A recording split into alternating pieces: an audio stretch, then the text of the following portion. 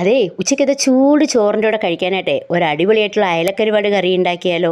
അതും വളരെ എളുപ്പമെന്നും കൂടുതൽ രുചിയിലും. എന്നാൽ പിന്നെ നേരെ നമുക്ക് വീഡിയോയിലേക്ക് പോയാലോ. എല്ലാവർക്കും മാത്സ് ഫാമിലിയുടെ പുതിയ വീഡിയോയിലേക്ക് സ്വാഗതം. അപ്പോൾ എല്ലാവരും സുഖമായിട്ടൊക്കെ ഇരിക്കുന്നുണ്ടല്ലോ അല്ലേ. നമ്മൾ ഇവിടെ അയലക്കരുപാട് എടുത്തിട്ടുണ്ട്. 5 എണ്ണമാണ് ഞാനിവിടെ എടുത്തിട്ടുള്ളത്. ട്രിവാൻഡ്രം ഭാഗത്ത് ഈ ഉണക്കമീനിനെ പറയുന്ന പേരാണ് കേട്ടോ കരുപാട്. അപ്പം നമ്മളതിൻ്റെ തലയെല്ലാം എടുത്ത് മാറ്റിയിട്ട് ആദ്യം തന്നെ നമ്മൾ മീൻകറി വെക്കുന്നതിനും ഒരു അരമണിക്കൂർ മുമ്പെങ്കിലും നമ്മളത് വെള്ളത്തിൽ കുതിർക്കാൻ വെക്കണം. കാരണം അതിലുള്ള ഉപ്പിൻ്റെ അംശമൊക്കെ കുറേ ഒന്ന് പോയി കിട്ടാനായിട്ടാണ് കേട്ടോ. അപ്പോൾ ഞാൻ ഇവിടെ വെള്ളത്തിലിട്ട് വെച്ചിട്ടുണ്ട്. ഇനി നമുക്കൊന്ന് വേഗം ഇതിന് വേണ്ടിയിട്ടുള്ള അരപ്പൂടെ റെഡിയാക്കിയാലോ.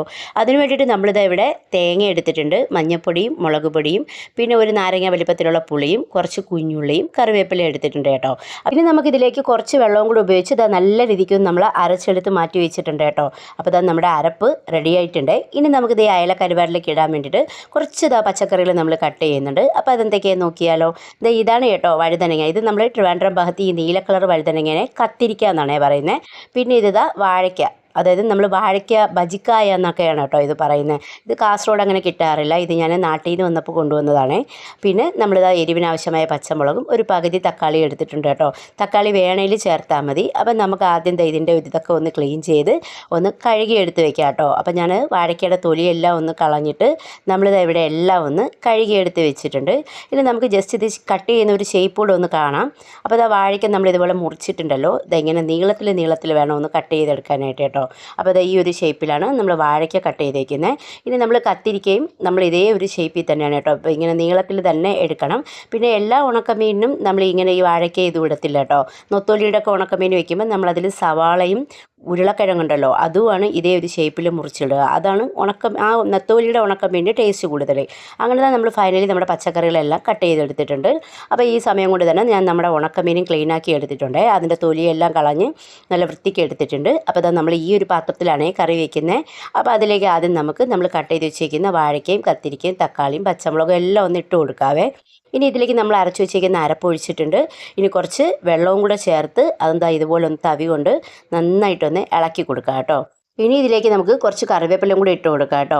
അപ്പം നമ്മൾ ഉണക്കമീൻ കറി വയ്ക്കുമ്പോൾ എപ്പോഴും ഉപ്പ് ആദ്യമേ ചേർക്കത്തില്ല. ആ മീനൊന്ന് തിളച്ച് വന്നതിന് ശേഷം മാത്രമേ ഉപ്പിടാവൂ കേട്ടോ. അങ്ങനെ നമ്മൾ നമ്മുടെ മീനും എല്ലാം ഇതിലേക്ക് വെച്ചിട്ടുണ്ട്.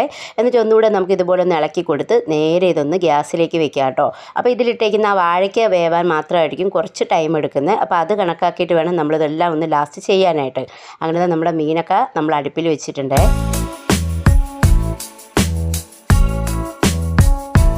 അങ്ങനെ കുറച്ച് കഴിഞ്ഞപ്പോഴത്തേക്ക് നല്ലോണം ആവി വന്നിട്ടുണ്ട്. നമ്മളിതാ തുറന്ന് നോക്കുകയാണ് കേട്ടോ. അപ്പം മീൻ നല്ല രീതിക്ക് ഒന്ന് ഉണക്കമീൻ കറി തിളച്ച് വരുന്നുണ്ട്. അപ്പോൾ ഈ തവി കൊണ്ട് ഞാൻ ജസ്റ്റ് ഒന്ന് ഇങ്ങനെ 4 സൈഡും ഒന്ന് ആക്കിയിട്ട് ഒന്ന് കൈ കൊണ്ട് കറക്കി കൊടുക്കുവാണ്. എന്നിട്ട് നമ്മൾ ഉപ്പൊന്ന് ചെക്ക് ചെയ്തപ്പോഴത്തേക്ക് ഉപ്പ് കുറച്ച് കുറവാണ്. അപ്പോൾ അതുകൊണ്ട് മാത്രമാണ് കേട്ടോ നമ്മളിതാ ഉപ്പ് ചേർത്ത് കൊടുക്കുന്നത്. ഇനി നമുക്കിതൊന്നും കൂടെ ഒന്ന് ഇളക്കിയിട്ട് നമ്മുടെ വാഴയ്ക്കൊക്കെ ഒന്ന് വെന്തോന്ന് നോക്കാം. കത്തിരിക്കൊക്കെ നല്ലോണം വെന്തിട്ടുണ്ട് കേട്ടോ. വാഴയ്ക്കയുടെ കഷ്ണം മാത്രം കുറച്ചുകൂടെ ഒന്ന് വേവാനുണ്ട്. അപ്പോൾ അതുകൊണ്ട് നമുക്കിതൊന്ന് വീണ്ടും ഒന്ന് അടച്ചു വയ്ക്കാം കേട്ടോ. അങ്ങനെ ഏകദേശം ഒരു 5 മിനിറ്റ് കഴിഞ്ഞപ്പോഴത്തേക്കും നമ്മുടെ അയലക്കരുവാടൊക്കെ നല്ല രീതിക്ക് ഒന്ന് കുറുകി കിട്ടിയിട്ടുണ്ട് കേട്ടോ. നോക്കിക്കേ, നല്ല സ്മെല്ല് വരുന്നുണ്ട്. കാണുമ്പം തന്നെ കൊതിയാവുന്നുണ്ട് കേട്ടോ.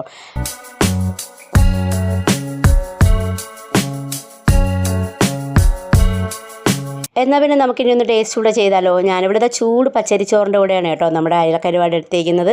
നല്ല സ്മെല്ലും വരുന്നുണ്ട്, കൊതിയാവുന്നുണ്ട് കേട്ടോ. അപ്പോൾ നമ്മുടെ ട്രിവാൻഡ്രം ഭാഗത്ത് അയലക്കരുവാട് ഇങ്ങനെയാണ് വെക്കുന്നത്. അപ്പോൾ എല്ലാവർക്കും ഇന്നത്തെ വീഡിയോ ഇഷ്ടപ്പെട്ടെന്ന് വിചാരിക്കുന്നു. നിങ്ങൾ ഉറപ്പായിട്ട് ഇതൊന്ന് ട്രൈ ചെയ്ത് നോക്കുക കേട്ടോ. അപ്പോൾ വീഡിയോ ഇഷ്ടപ്പെട്ട എല്ലാവരും ഒന്ന് സപ്പോർട്ടൊക്കെ ചെയ്യണേ. പുതിയ വീഡിയോ ആയിട്ട് നമുക്ക് വീണ്ടും കാണാം. താങ്ക്